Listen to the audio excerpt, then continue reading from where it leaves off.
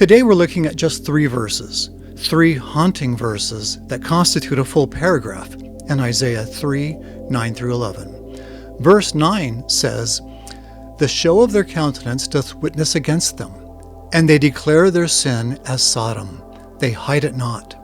Woe unto their soul, for they have rewarded evil unto themselves."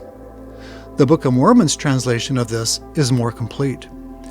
"The show of their countenance doth witness against them, and doth declare their sin to be even as Sodom, and they cannot hide it. Woe unto their souls, for they have rewarded evil unto themselves."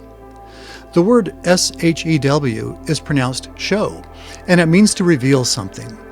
Here Isaiah is saying that these people's countenances, their very appearance, reveals who they are.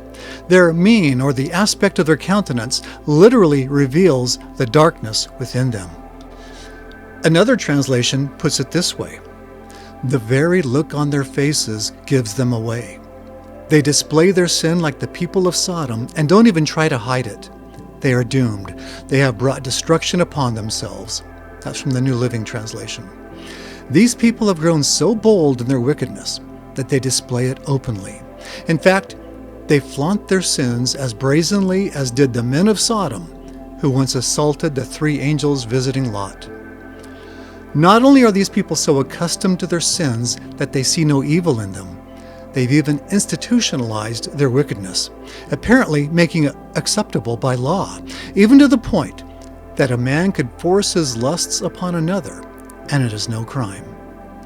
Remember, Isaiah is speaking here to the covenant people, especially those in the last days. Is it possible that these people, our people, could be so inured to evil that they demand that the laws be changed, that the very ordinances of God be changed to fit their notion of right and wrong? Isaiah says, "Woe unto their souls, for they have rewarded evil unto themselves." The word woe is a promise of God's punishment to come. It's a terrifying decree, unavoidable except by repentance. And what's the result of this particular woe? Isaiah told us in the previous verse, "Jerusalem is ruined, and Judah is fallen." Remember who Judah is. As we see in the very first verse of Isaiah, recorded in the Book of Mormon, Isaiah uses Judah as a metaphor for people who have been baptized.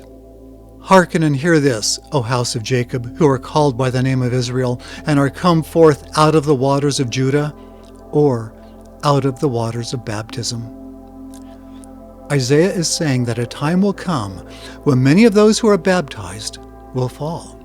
He's saying that the covenant people will be purged of their sins, for, as the Book of Mormon also tells us, the inward vessel shall be cleansed first, and then shall the outer vessel be cleansed also.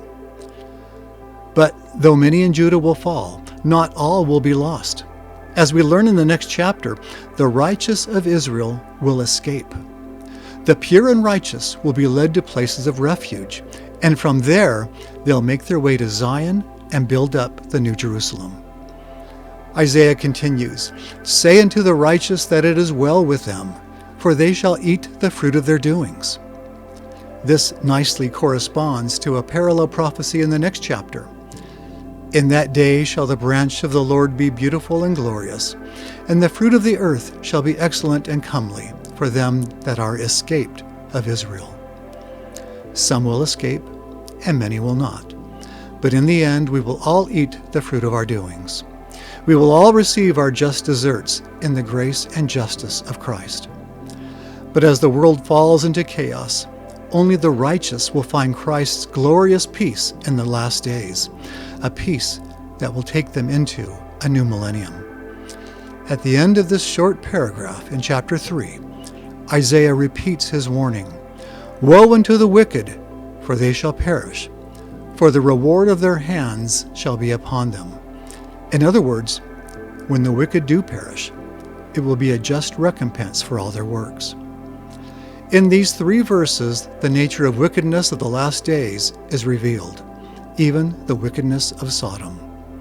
And we learn that because of sin, many in latter-day Judah will fall. But we also learn that the righteous remnant in Judah will not only be spared, but will be blessed abundantly. A division is coming. The wheat will be sifted from the tares. The faithful will build up Zion, while the foolish will rush about searching for safety.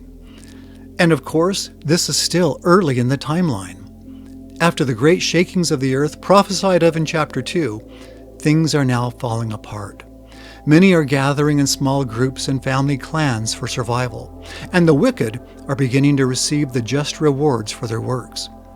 But even as all this is happening, the righteous are being led to Zion. Next time we'll see in greater detail what happens to those who are left behind. I'm Curtis Taylor with the Words of Isaiah.